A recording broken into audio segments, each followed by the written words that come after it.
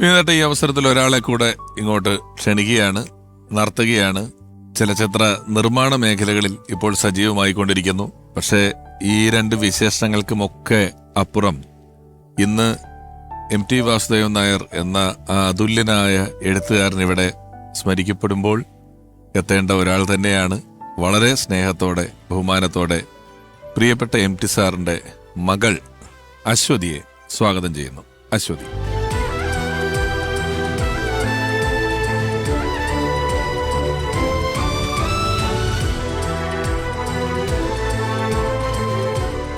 സ്വാഗതം ഒരിക്കൽ കൂടി. അച്ഛന്റെ ഒരു ഈ എഴുത്ത് മേഖലയിൽ അല്ലെങ്കിൽ സാമൂഹികമായിട്ട് അദ്ദേഹത്തിന്റെ ഒരു വലുപ്പം, എത്ര വലിയ ആളാണ് അച്ഛൻ എന്നുള്ളത് ഏതാണ്ട് ഒരു ഏത് പ്രായത്തിലായിരിക്കും മനസ്സിലായി തുടങ്ങിയത്?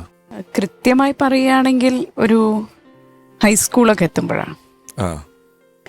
എന്താന്ന് വെച്ചാൽ അതുവരെ അച്ഛൻ എഴുതാറുണ്ട്, മാതൃഭൂമിയിൽ പണിയെടുക്കണു, അപ്പോൾ പത്രപ്രവർത്തകനാണ്. പിന്നെ സിനിമയ്ക്ക് എഴുതാറുണ്ട്, ഇടയ്ക്ക് ഡിസ്കഷനൊക്കെ ആർട്ടിസ്റ്റും ഡയറക്ടേഴ്സൊക്കെ വരുന്നു. അപ്പോൾ അത്രേ എനിക്ക് അറിയുള്ളൂ. പക്ഷേ ഈ 8ാം ക്ലാസ്സിൽ അച്ഛൻ എഴുതിയ ഒരു പാഠഭാഗം നമുക്ക് പഠിക്കാനുണ്ട്.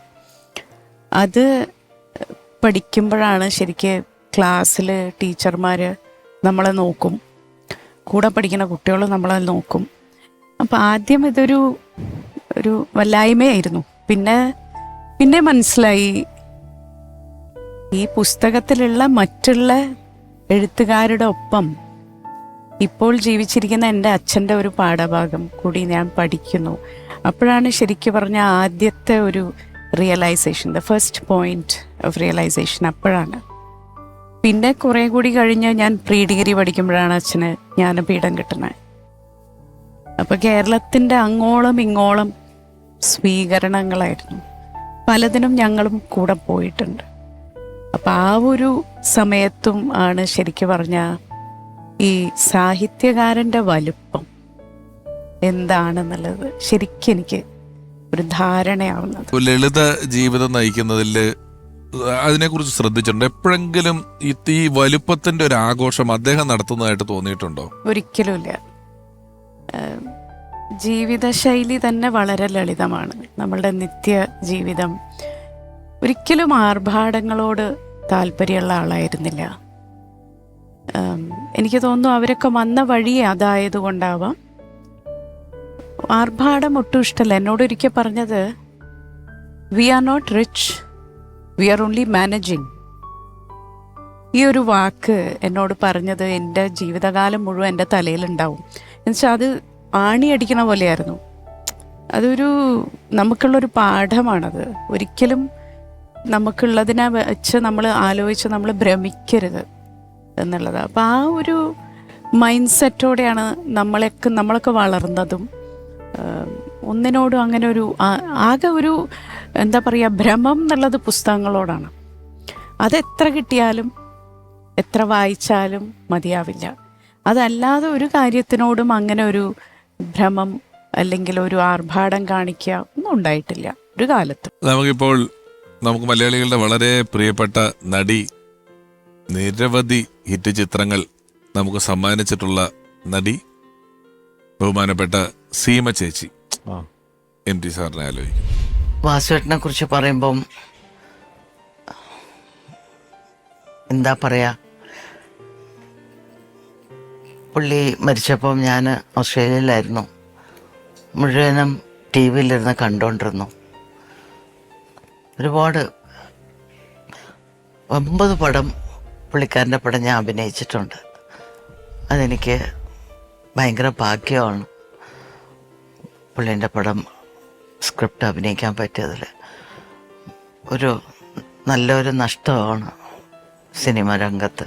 അങ്ങനെ വാക്കുകളില്ല എനിക്ക് പറയാനൊന്നും. ഏതായാലും ഇങ്ങനെ പറയാൻ പറ്റിയതിൽ എനിക്ക് സന്തോഷമുണ്ട്. നന്ദി ഏട്ടാ, നന്ദി നന്ദി നന്ദി. ചേച്ചിക്ക് വളരെ വൈകാരികമായിരുന്നു. നമ്മളിത് ചെന്ന് ചോദിച്ചപ്പം ഒരു കാലഘട്ടം മുഴുവൻ ഓർക്കുകയും ആ കാലഘട്ടത്തെ സിനിമകളെ കുറിച്ചുള്ള ഓർമ്മകളും എല്ലാമായിട്ട്. നവതി ആഘോഷത്തിന് വന്ന് അശ്വതി ഇല്ലെന്ന്. നവതി ആഘോഷത്തിന് MT സാറ് ഇരിക്കുന്നുണ്ട്. തുഞ്ചൻ പറമ്പിൽ ചേച്ചി തുഞ്ചൻപറമ്പിൽ ബൈക്കിൽ വന്നിട്ട് ഓൾ ഓഫ് എസ് നമ്മളെല്ലാം ഭയങ്കര ഓവർവെൽഡ് ഇമോഷണൽ മൂമെന്റ് ആയിരുന്നു. ബിക്കോസ് അദ്ദേഹം സാക്ഷാൽ MT സാർ മുമ്പിൽ ഇരുന്ന് കാണുകയാണ്. അദ്ദേഹത്തിന് മുമ്പിലാണ് ഈ എക്സ്പീരിയൻസ് ടീച്ചറും ഉണ്ട്. അപ്പൊ സീമ ചേച്ചി വന്ന് എനിക്ക് ഓർമ്മയുണ്ട്, ഷീ ജസ്റ്റ് ബേസ്റ്റ് ഔട്ട്. എന്നിട്ട് നന്ദി നന്ദി നന്ദി എന്ന് പറഞ്ഞിട്ട് അവിടുന്ന് ഇങ്ങനെ 2-3 പ്രാവശ്യം നമസ്കരിച്ചു. Because the kind of Rolls characters Seema ചേച്ചി ഹസ് പോർട്രേറ്റ് ഓൾ ടൈം ക്ലാസിക്സ്. ഈ നോവല്, ചെറുകഥ, കഥകൾ എന്നൊക്കെ പറയുന്നതിന്റെ എഴുതുന്നതിന്റെ ഒരു ആഖ്യാന രീതിയിൽ നിന്നും വലിയ വ്യത്യാസമുള്ള ഒന്നാണ് സിനിമയുടെ തിരക്കഥ എന്ന് പറയുന്നത്. സിനിമയുടെ തിരക്കഥ അതിനെ സീനായിട്ട് ഡിവൈഡ് ചെയ്യുകയും സീനിൽ ഒരുപാട് കാര്യങ്ങൾ, അതിൻ്റെ ഒരു ദൃശ്യഭാഷ എഴുതേണ്ട ഉത്തരവാദിത്വം എപ്പോഴും തിരക്കഥാകൃത്തിനും കൂടിയിട്ടുള്ളതാണ്. ഈ തിരക്കഥയിലോട്ട് സ്വിച്ച് ചെയ്ത അത് എന്തെങ്കിലും ഒരു ഫ്രിക്ഷൻ അദ്ദേഹം അനുഭവിച്ചിട്ടുണ്ടോ? ഈ ഒരു മാറ്റത്തിന് നിങ്ങൾ സിനിമയിൽ അഭിനയിച്ചിട്ടുണ്ടല്ലോ. ഇല്ല, ഞാൻ ടീച്ചർ പറയുന്ന കേട്ടിട്ടുണ്ട്. സാറ് ഏർലി മോർണിംഗ് ആണ് എഴുതാന്ന് ഒരു പ്രാവശ്യം ടീച്ചർ. ഇതൊക്കെ ഞങ്ങൾക്ക് ടീച്ചറിലൂടെയും ഹരിഹരൻ സാറിലൂടെ ഒക്കെയാണ് MT സാറിന്റെ ലൈക്ക്. ഹരിഹരൻ സാർ ഇന്ന് വരാൻ നേറ്റിരുന്നതാണ്, പക്ഷെ ചില സാങ്കേതികമായ കാരണം കൊണ്ട് അദ്ദേഹം എത്താൻ പറ്റിയില്ല. കുറെ കാര്യങ്ങൾ ഇത് ചോദിക്കായിരുന്നു. ആക്ച്വലി വളരെ വിമുഖതയോട് കൂടിയിട്ടാണ് അച്ഛൻ സിനിമ ആദ്യം എഴുതുന്നത്. അത് ശോഭന പരമേശ്വരൻ നായർ നിർമ്മാതാവ്. പരമോങ്കള് നിർബന്ധിച്ചത് കൊണ്ടാണ് മുറപ്പെണ്ണ് ആദ്യം എഴുതുന്നത്. 63 മറ്റാണ്. താല്പര്യമില്ല. ഞാൻ എഴുതിയാ ശരിയാവില്ല എന്നൊക്കെയാണ് അത്ര ആദ്യം പറഞ്ഞത്. പിന്നെ പരമോങ്കള് നിർബന്ധിച്ചത് കൊണ്ട് എഴുതി കൊടുത്തു. പിന്നെ അത് വളരെ സക്സസ്ഫുൾ ആയി. പിന്നെ അതിനുശേഷം ഇങ്ങനെ വരാൻ തുടങ്ങി. അപ്പോൾ ആദ്യം വളരെ റിലക്റ്റൻ്റ് ആയിട്ടാണ് ആ മീഡിയത്തിലേക്ക് അച്ഛൻ കിടക്കുന്നതെന്നാണ് ഞാൻ മനസ്സിലാക്കിയിട്ടുള്ളത്. പക്ഷെ പിന്നീട് അത് എക്സ്പ്ലോർ ചെയ്യാൻ തുടങ്ങിയപ്പോൾ I think he started to enjoy it. പിന്നെ അഡാപ്റ്റേഷൻസ് എങ്ങനെ ചെയ്യണം എന്നുള്ളതിനെ കുറിച്ചൊക്കെ നല്ല, ഇപ്പോൾ ഉത്തരം എന്ന സിനിമ റിബേക്കയുടെ അഡാപ്റ്റേഷനാണ്. പക്ഷെ അത് ശരിക്കും അത് എങ്ങനെ വേറൊരു ഭാഷ, വേറൊരു സംസ്കാരത്തിലേക്ക് അതിനെങ്ങനെ മാറ്റുന്നു എന്നുള്ളതിന്റെ ഒരു ഏറ്റവും വലിയ ഒരു ക്രാഫ്റ്റ് ഉണ്ടായിരുന്നു.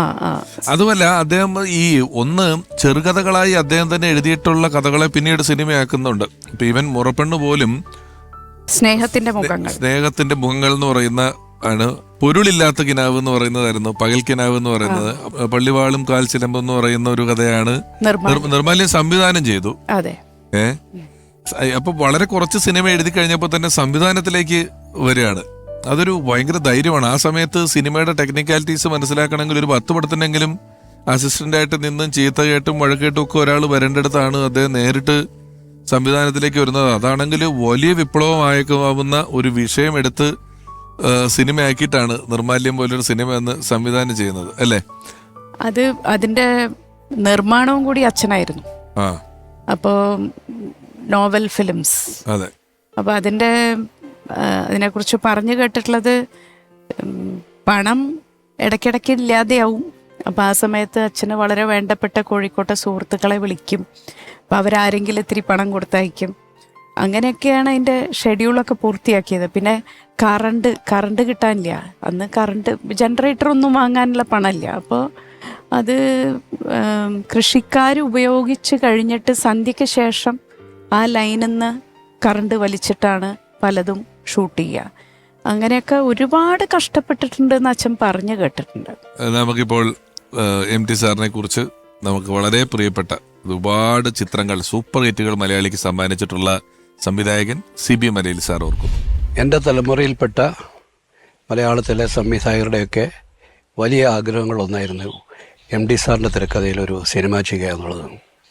അപ്രതീക്ഷിതമായിട്ട് ആ ഭാഗ്യം യാഥാർത്ഥ്യമായിട്ട് എൻ്റെ മുന്നിലേക്ക് എത്തി. മലയാളത്തിലെ അല്ലെങ്കിൽ വിശ്വസാഹിത്യകാരനെന്ന് തന്നെ നമുക്ക് വിളിക്കാവുന്ന MT സാർ, അദ്ദേഹത്തിൻ്റെ തൂലിക എൻ്റെ ഒരു ചിത്രത്തിനായി ചലിപ്പിക്കുന്നു എന്നുള്ളൊരു അപൂർവമായ ഭാഗ്യമാണ് എൻ്റെ മുന്നിലേക്ക് എത്തിയത്. ആ തിരക്കഥ എഴുതി പൂർത്തിയാക്കി ഒരു മേശയ്ക്ക് ഇരുപുറവും ഇരുന്ന് അദ്ദേഹം തന്നെ എനിക്കത് വായിച്ചു തന്ന് എൻ്റെ അഭിപ്രായങ്ങളെ, സംശയങ്ങളെ എല്ലാം ഉൾക്കൊള്ളിച്ചുകൊണ്ട് അത് പൂർത്തീകരിച്ച് എൻ്റെ കയ്യിലേക്ക് ഏൽപ്പിക്കുമ്പോൾ എനിക്കുള്ള ഉത്തരവാദിത്വത്തെക്കുറിച്ച് നല്ല ബോധ്യം എനിക്കുണ്ടായിരുന്നു. അതുകൊണ്ട് തന്നെയാണ് ഏറ്റവും ശ്രദ്ധയോടെ ജാഗ്രതയോടെ ഭയത്തോടെ തന്നെയാണ് ഞാൻ ആ തിരക്കഥയെ സമീപിച്ചത്. എൻ്റെ ചലച്ചിത്ര ജീവിതത്തിലെ ഏറ്റവും മികച്ച സിനിമയായി സതയത്തെ ഞാൻ വിലയിരുത്തുന്നു. സതയം മോഹൻലാലിൻ്റെ അഭിനയ ജീവിതത്തിലെ ഏറ്റവും പ്രധാനപ്പെട്ട ചിത്രങ്ങളുടെ പട്ടികയിൽപ്പെടും എന്നും എനിക്ക് ഉറപ്പുണ്ട്. ആ സിനിമയുടെ ആദ്യ പ്രദർശനം, അതിൻ്റെ എഡിറ്റഡ് വേർഷൻ കണ്ട ശേഷം തിയേറ്ററിൽ നിന്ന് പുറത്തേക്ക് വന്നിട്ട് എൻ്റെ തോളിൽ പിടിച്ച് അദ്ദേഹത്തിൻ്റെ സ്വതസിദ്ധമായ ഇടത്തെ ചുണ്ടിൻ്റെ കോണിൽ വിരിയുന്ന ആ ചിരി തന്നെയാണ് എനിക്ക് ലഭിച്ച ഏറ്റവും വലിയ പുരസ്കാരമായിട്ടും ഞാൻ കരുതുന്നത്. ആ സ്നേഹവാത്സല്യങ്ങളെ ആവോളം അടുത്തു നിന്നും അകലെ നിന്നും ആസ്വദിക്കാനുള്ള മഹാഭാഗ്യവും എനിക്കുണ്ടായി. ഒരു വ്യക്തി എന്ന നിലയിൽ, ഒരു ചലച്ചിത്ര സംവിധായകൻ എന്ന നിലയിൽ എൻ്റെ ഏറ്റവും വലിയ ഭാഗ്യങ്ങളൊന്നാണ് അദ്ദേഹത്തിൻ്റെ തിരക്കഥയ്ക്ക് ദൃശ്യഭാഷ്യം നൽകാൻ സാധിച്ചു എന്നുള്ളത്. സതയവും ഒരു ചെറുകഥയായിരുന്നു അദ്ദേഹത്തിൻ്റെ തന്നെ. ശത്രു എന്ന് പറയുന്ന ഒരു ചെറുകഥ പിന്നീട് ചിത്രമാക്കിയതാണ്. അതിൻ്റെ അവസാനമൊക്കെ ചില ഡയലോഗുകൾ, ഭയത്തിൻ്റെ നിറം എന്താണ്, അത് പല നിറങ്ങളിൽ മാറി മാറി വരുമെന്നൊക്കെ പറയുന്ന രീതിയിലുള്ള ചില ഡയലോഗുകളും എല്ലാം ഉണ്ടായിരുന്നു. ഈ പറഞ്ഞ പോലെ ഞാൻ നേരത്തെ വിനേടുള്ളപ്പോൾ പറഞ്ഞു, അദ്ദേഹത്തിൻ്റെ സിനിമകളിൽ നിന്ന് അംഗീകാരം കിട്ടിയിട്ടുള്ള ആളുകളുടെ എണ്ണം വളരെ കൂടുതലാണ്. ഒന്ന് അത്, രണ്ട് വളരെ എസ്റ്റാബ്ലിഷ്ഡ് ആയ ഒരു എഴുത്തുകാരൻ സംവിധായകൻ എന്നുള്ള നിലയിലാണെങ്കിലും പുതിയ ആളുകളെ ഇൻട്രൊഡ്യൂസ് ചെയ്യുന്ന കാര്യത്തിലുള്ള ധൈര്യം.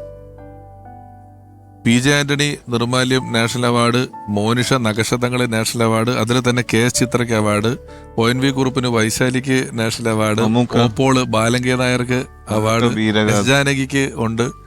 എത്രയോ അവാർഡുകൾ ഇങ്ങനെ എണ്ണി പറഞ്ഞാൽ ഇനിയും കിടക്കുകയാണ്.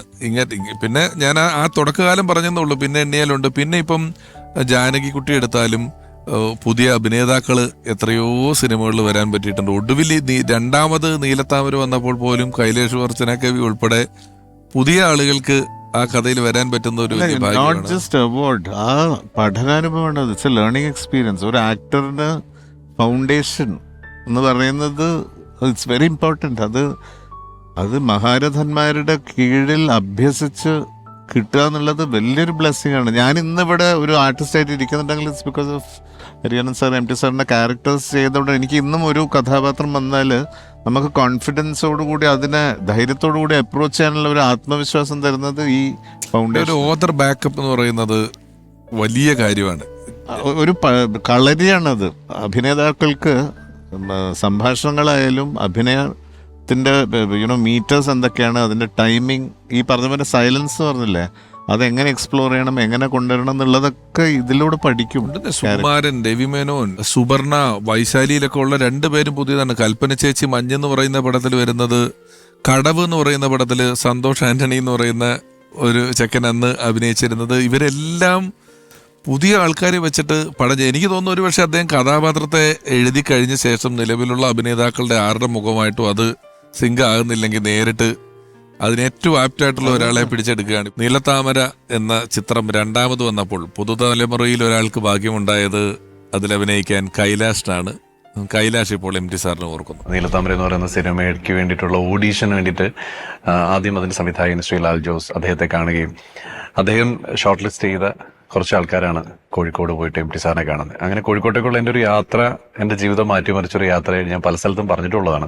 ലാൽ ജോസ് സാർ MT സാറിൻ്റെ മുറിയിലേക്ക് എന്നെ കയറ്റിക്കൊണ്ട് ചെല്ലുമ്പോൾ ഒരു വലിയ അദ്ദേഹം എഴുതുന്ന ഒരു പലക പോലൊരു സംഭവമുണ്ട്. അതിലിരുന്ന് അദ്ദേഹം എന്തോ എഴുതിക്കൊണ്ടിരിക്കുകയാണ്.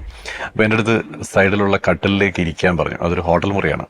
അങ്ങനെ ഇരിക്കാൻ പറഞ്ഞതിന് ശേഷം ലാൽജു സാർ പുറത്തേക്ക് പോയി. അപ്പോൾ അദ്ദേഹം എന്തോ ഒന്ന് കുറച്ച് സമയം, ഏതാണ്ട് ഒരു മിനിറ്റോളമുള്ള സമയം എഴുതി തീർത്തത് ഞാൻ കാണാൻ പറ്റി. പലപ്പോഴും MT സാറിനെ കുറിച്ച് നമ്മൾ കേട്ടിട്ടുള്ള അദ്ദേഹം തീരെ സംസാരിക്കാത്ത ആളാണ്, തീരെ വളരെ കുറച്ച് വാക്കുകൾ ഉപയോഗിക്കുന്ന ഒരാളാണെന്നുള്ളതാണ്. അദ്ദേഹമായിട്ട് പല സമയത്തും അടുത്ത് ഇടപെടാനുള്ള ഒരു സാഹചര്യം ഉണ്ടായിട്ടുണ്ട്.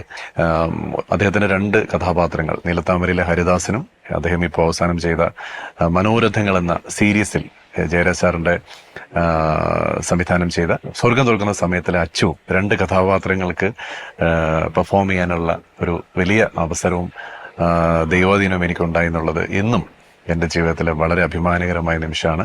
അദ്ദേഹത്തിൻ്റെ അടുത്ത് അല്പം ഇടപെടാൻ, അദ്ദേഹത്തിൻ്റെ മുമ്പിൽ പോയി നിന്ന് ഒരുപക്ഷെ എൻ്റെ സിനിമാ ജീവിതം തുടങ്ങുന്ന നിമിഷം മുതൽ ഞാൻ ആരാണെന്ന് പരിചയപ്പെടുത്തേണ്ട ഒരു സാഹചര്യം എനിക്ക് വന്നില്ല. അല്ലെങ്കിൽ അദ്ദേഹത്തിൻ്റെ കണ്ണുകൾക്ക് എന്നെ അറിയാമായിരുന്നു എന്നുള്ളത് ഒരു വലിയ അനുഗ്രഹവുമായി ഞാൻ കരുതുന്നു.